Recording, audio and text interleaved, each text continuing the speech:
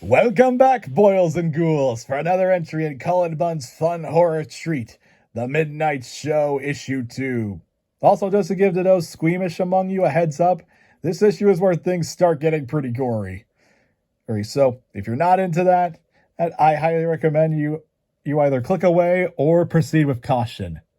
So, picking up where we left off, Dracula is terrorizing the patrons at the Argent Theater, or who are at the premiere of God of Monsters.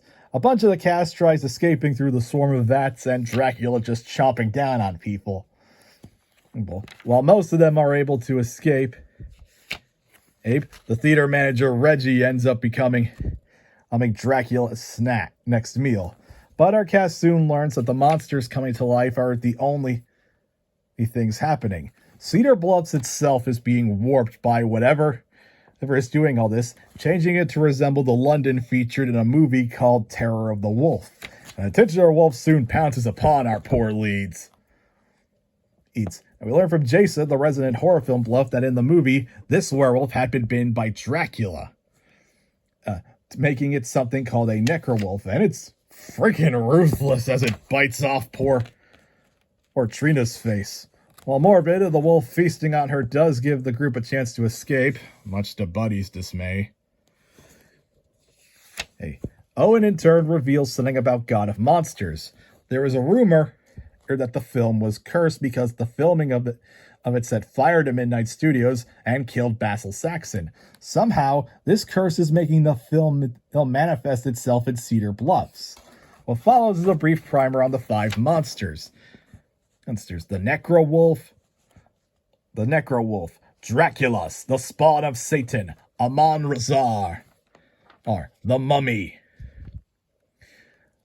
Frankenstein, the abomination that now hosts the brain of its creator, and the Dweller, the aquatic offspring of Lovecraftian monsters beyond mortal understanding.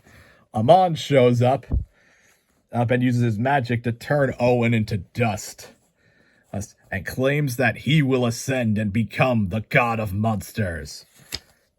Luckily, I guess, Frankenstein shows up and does battle with Amon. And he gets some really awesome dialogue. You are nothing but rags and dust and bones. I am flesh and lightning. Only Frankenstein will ascend. Pray to your heathen gods. Pray for Frankenstein's mercy, though it will do you no good. The survivors use this chance to escape and end up coming across the one non-monster character Basil Saxon was going to play in this movie. Professor Van Helsing. He reveals that all 5 monsters are locked in a conflict to ascend and become the God of Monsters. And if any of them actually manage to succeed, humanity is doomed. So, that was The Midnight Show, Issue 2. And I think I actually like this issue more than the previous one, and the previous one was already good. The characters are all likable, which makes them getting killed all the more horrific. The plot is really ramping up for this battle of monsters. The art is great and graphic where it needs to be. And I am absolutely digging these new takes on familiar horror icons. It makes me really wish there was a Frankenstein movie where the doctor puts his brain inside his creation's body. If you like the first issue and monsters movies in general, go pick this book up. And be sure to give this video a like, subscribe to the channel, and hit the bell so you know when I cover the next issue. Happy nightmares, everyone!